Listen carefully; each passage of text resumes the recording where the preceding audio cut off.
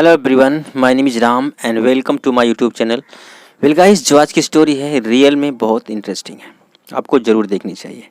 Well guys, जो आज की स्टोरी है एक अमीर आदमी और एक गरीब आदमी के बीच में स्टोरी है, यानी एक मोची और एक सेठ के बारे में स्टोरी है। तो वीडियो बहुत मस्त है, वीडियो में बने रहें। अगर फर्स्ट टाइम मेरे चैनल पर आप विजिट कर रहे हैं, फर्स्ट टाइम इस वीडियो को देख रहे हैं, तो आपसे एक ही रिक्वेस्ट है, चैनल को सब्सक्राइब एंड वीडियो को लाइक करना ना भूलें।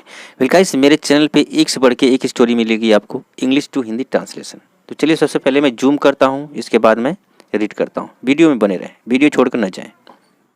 वेल गाइस, सबसे पहले हम देखते हैं इस स्टोरी की मेन हेडिंग। ओके, यहाँ लिखा है अ हार्ड वर्किंग कोबलर। कोबलर मतलब होता है मोची। अ हार्ड वर्किंग उसे कहते हैं जो कड़ी परिश्रम करता है। तो एक मोची है, वो कड़ी परिश्रम करने वाला है, यानी हार्ड वर्किंग पर्सन है। ठीक है, इस पे स्टोरी की मेन हेडिंग है, यानी टाइटल है। अब देखते हैं स्टोरी में क्या है। यहाँ लिखा है a poor cobbler and an old fat merchant died on the same day. Poor मतलब सभी जानते हैं, पुअर को कहते हैं गरीब। ठीक है, तो एक गरीब कोबलर यानी मोची एंड और an old fat merchant. Old मतलब पुराना या बूढ़ा, फैट मतलब मोटा, मर्चेंट मतलब होता है व्यापारी। तो एक मोची और एक मोटा व्यापारी डाइड मर गए। ये वर्ब की सेकेंड फॉर्म है। कब मर गए भाई? ऑन द सेम डे, यानी एक ही दिन दोनों मर गए। एक ही दिन दोनों मर गए। They both reached their heavenly abode. मरने के बाद क्या हुआ?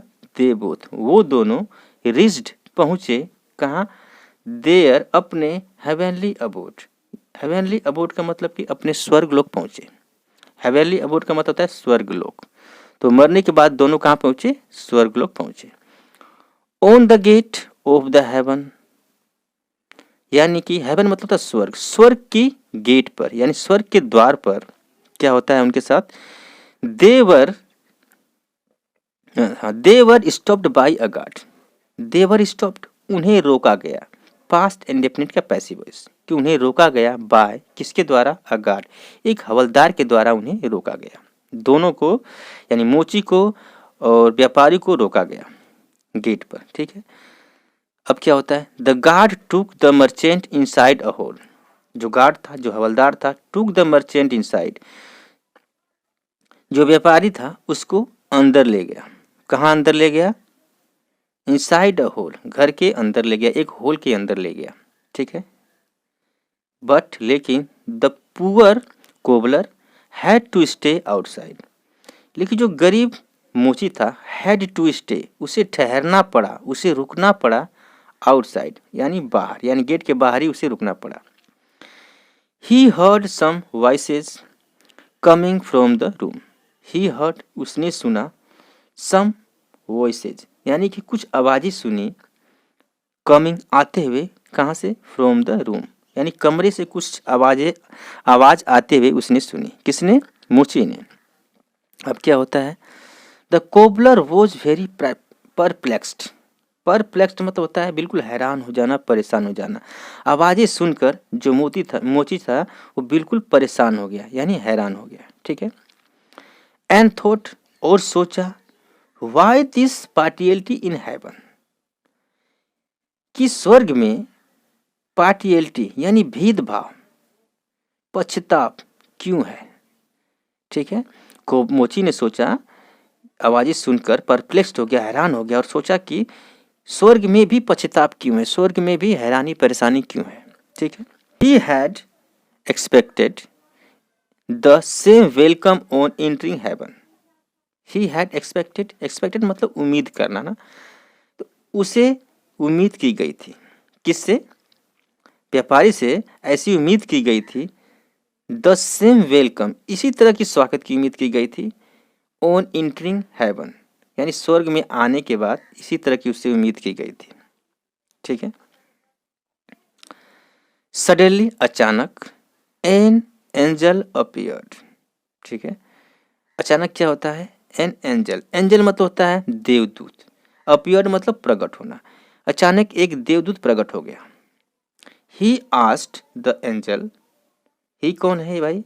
ही है ये मोची, कि मोची ने पूछा देवदूत से, क्या पूछा?